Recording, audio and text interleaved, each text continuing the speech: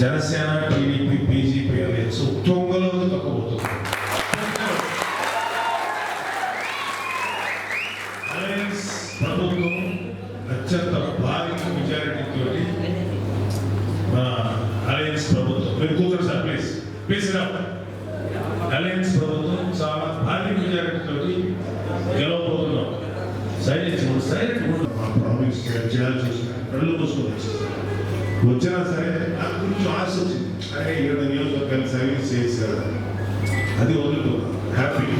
ఎందుకంటే నన్ను ఎప్పుడైతే అక్కడి నుంచి రిలీవ్ చేశారో 21 నియోజకవర్గాలు 2 ఎమ్మెల్యేల కోసం నేను యుద్ధం హ్యాపీగా క్యాన్వాస్ చేసుకున్నాను, క్యాంపెయిన్ చేసుకున్నాను, ఉపయోగపడతానని సంతోషంగా. ఇవాళ ఉదయం మీకు ఎంపీ అభ్యర్థి, అలాగే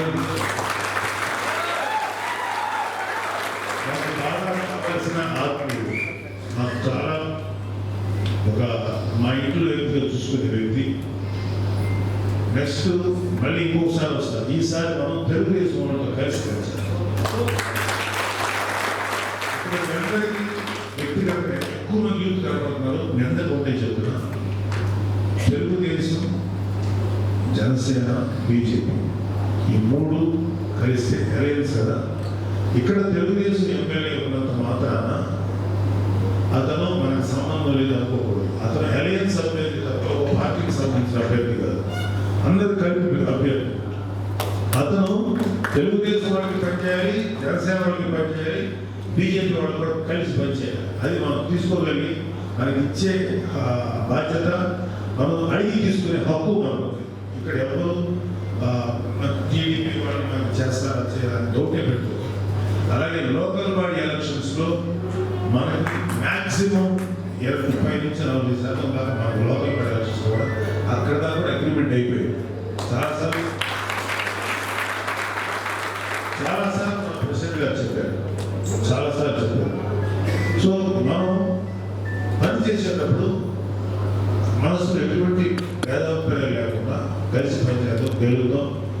ఆ టైంకి వచ్చేటప్పటికి మీకోసం ఇప్పుడు ఇక్కడ గణేష్ గారు ఉన్నారు, లేకపోతే ఉదయ్ గారు ఉన్నారు. మీ అవసరాలని, మీ యొక్క కోరికల్ని, లేకపోతే మీకు జరిగేటువంటి ఇష్యూస్ని ఇక్కడ నిలబడేటువంటి టీడీపీ ఎమ్మెల్యే అడ్రస్ చేస్తారు, మీకు పరిష్కారం చూపిస్తారు, మీకు ఉపయోగపడతారు. అది అందరికీ ఉపయోగపడండి, మీకు కూడా ఉపయోగపడుతుంది. అలాగే జనసేన నిలబడిన చోట టీడీపీ వాళ్ళు మనం సహకరించాలి చేస్తున్నాం. ఇది ఇంకా మీరు చాలా షేర్ చేసుకోవాలని నా బాధలు ఏంటంటే, ఈ ప్రభుత్వాన్ని గద్దెదించాలి, ఖచ్చితంగా దించలేదు, ఎవరికి ఉపయోగపడలేదు. కొంతమంది ముస్లిం మతస్థులు జగన్ అని చాలా ఇదవుతారు.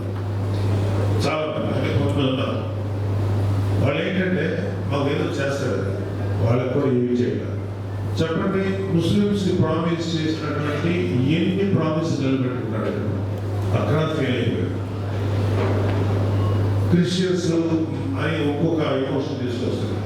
క్రిస్టియన్ మిషనరీ భూముల్ని కబ్జా చేసిన బాబుతో వీళ్ళందరూ ఈ బ్యాచ్ మొత్తం.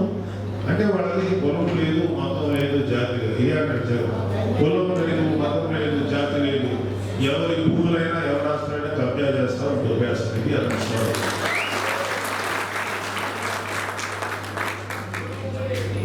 దయచేసి మీరు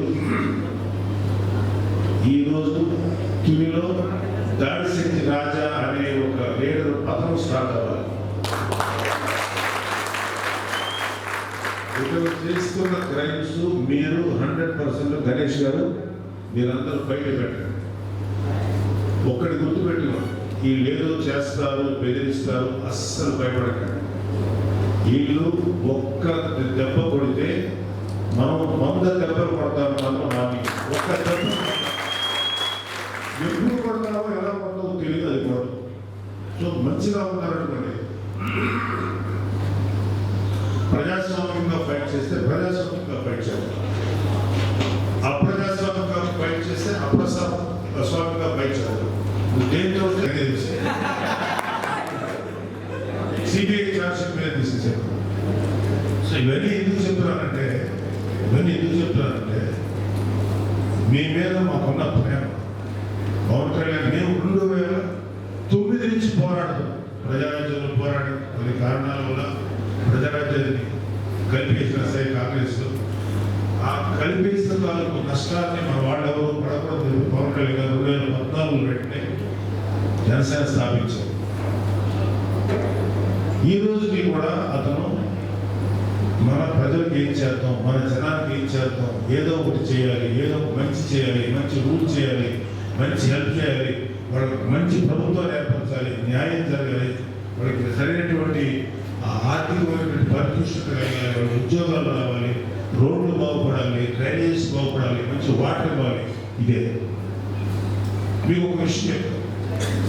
బేసిక్గా ఏ ప్రభుత్వం అయినా సరే రూల్ ఏంటంటే మౌలిక సదుపాయాలు, సరైన రోడ్లు, మురుగునికి పారుదల సదుపాయం, డ్రింకింగ్ వాటర్, తర్వాత ప్రజల ఆరోగ్యం, విద్య, వైద్యం ఇవన్నీ ఫ్రీగా ఇస్తారా?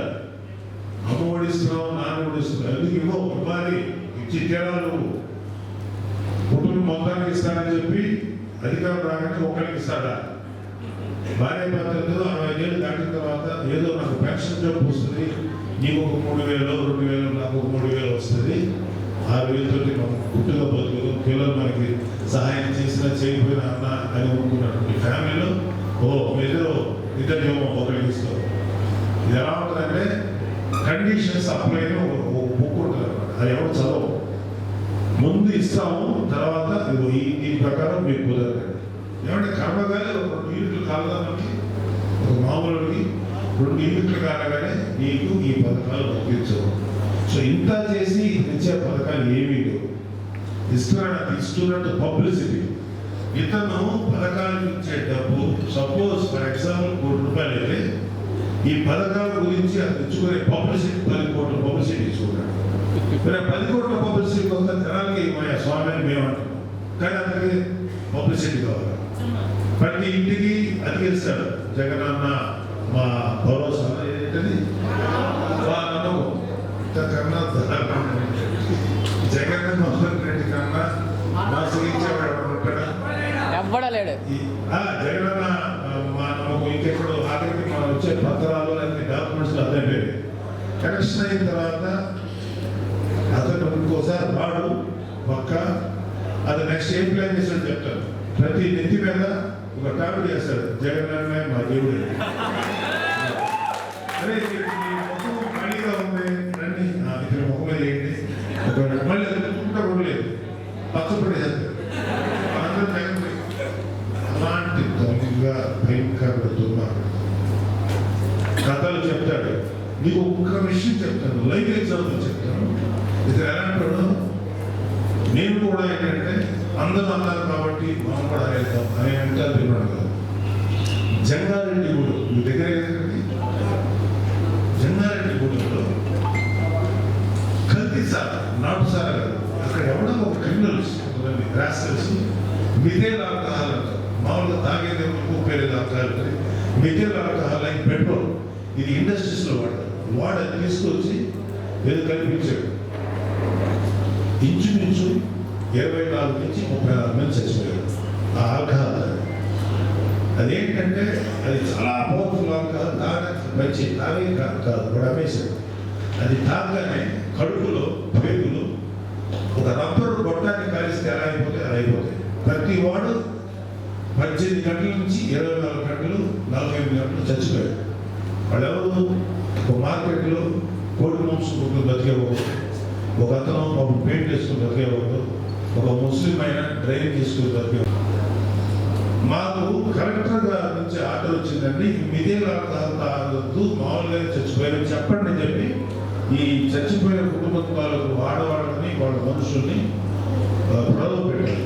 అయినా వాళ్ళు మాకు చెప్పారు పేరు. ఇలాగ నా కళ్ళ ముందు ఎవరు చెప్తే వినేది కాదు, నా కళ్ళ ముందు ఒక సంఘటనని శాసనసభ సాక్షిగా పచ్చి అబద్ధాలు ఆడుతుంటే జగన్మోహన్ రెడ్డి అనే వ్యక్తి అంటే ఇంత మోసం, ఇంత దారుణం. ఇది ఒక చిన్న ఎగ్జాంపుల్, ఇది చిన్న ఎగ్జాంపుల్. మొన్న ఇతను మా పెద్ద జోక్ వేశారు, ఇది చాలా పెద్ద జోక్. మా ప్రభుత్వంలో అవినీతి జరగలేదు,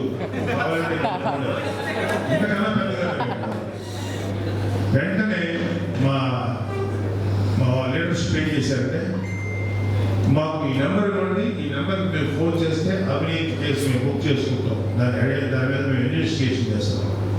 ఒక్కటి కూడా తగ్గలేదు కదా. మేము లెక్కలు తీస్తే 8 లక్షల రిపోర్ట్లు వచ్చింది. 8 లక్షల మంది రిపోర్ట్ చేశారు. ఆ 8 లక్షల రిపోర్ట్ల తాలూకు కట్టలు తీసుకొచ్చి ఏ వైసీపీ వాడి మీద కొడితే ఆ కట్టల మీద తెచ్చుకోలేదు. అంత ఉంది అయినా సిగ్గుండదు. అది